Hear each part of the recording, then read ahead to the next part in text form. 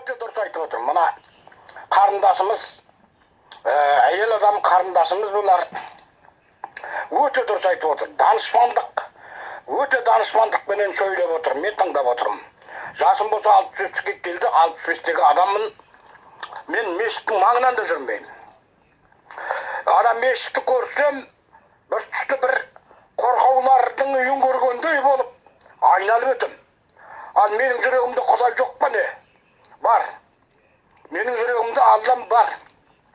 Мен өзім әке-шешемді осы дүниеге маған жарық дүниені сыйлаған әке-шешемді мен пайғамбар деп есептеймін. Ал басқа мен Құдай, Судай, жаңағы мына мешіт, молда, анау мұнау бәрін мойындамаймын. Осы дінге қарсы шығатын бірден бір өте білімді адам Нағашыбай Есім Мырза еді, оқысы қайтыс болып кетті. Осы елдің көзін ашам деп,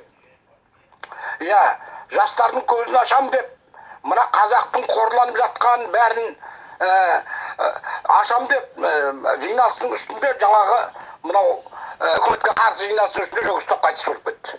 Мен тастамай оқитын едім Нағашыбай Есім Мырзаның мынау атақты гитлеристі.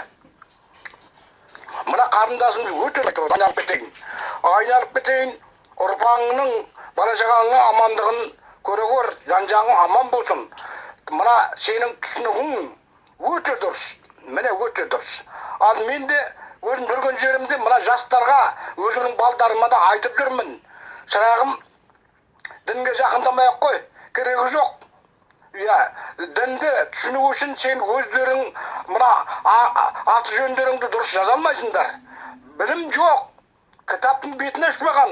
Неге керек саған дін дейтін мен әңгімені айтып жүрмін. Мен осы жерден жаңағы тіпті осы мынаны тыңдағасын арқам қозып кетіп, мен айтып отырмын. Кітапты мен де көп оқыдым. Енді бәрін оқыдым деп айта алмаймын. Қолыма түскен кітапты оқи бердім. Бізде табиғаттан жаралған пендеміз ғой. Адам болған менен тек басымызға ми берген, ақыл берген. Біздің енді ол ар жағы айуаннан артықшылығымыз шамалы. Біздің артықшылығымыз біліміміз, тіліміз, сөйлеген сөзіміз. Сол жері. Ал басқасын барлығы табиғи құбылыс. Еш нәрседен қашпау керек.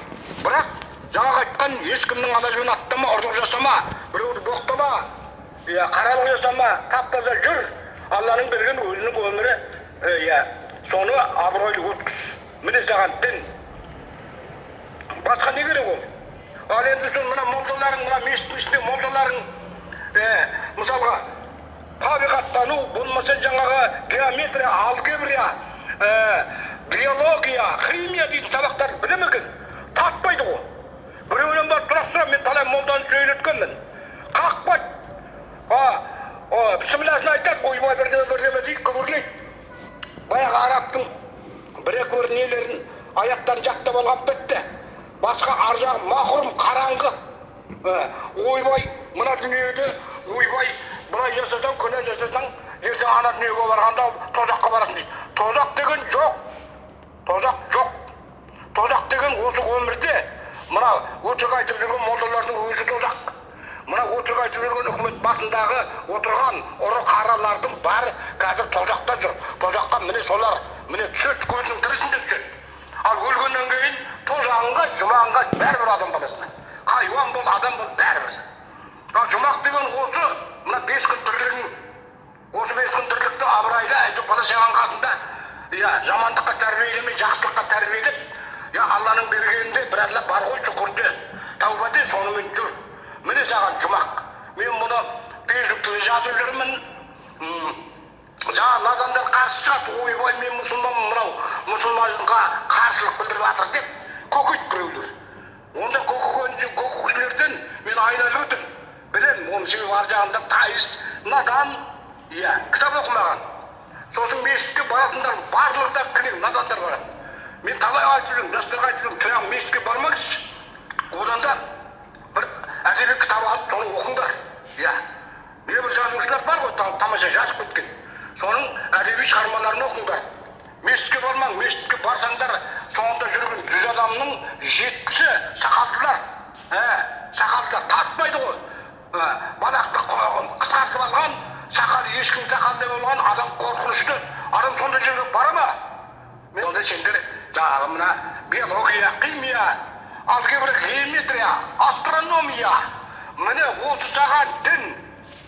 Сондықтан айналайын мына қарындасымыздың айтқанына мыңда бір алғыс айтамын.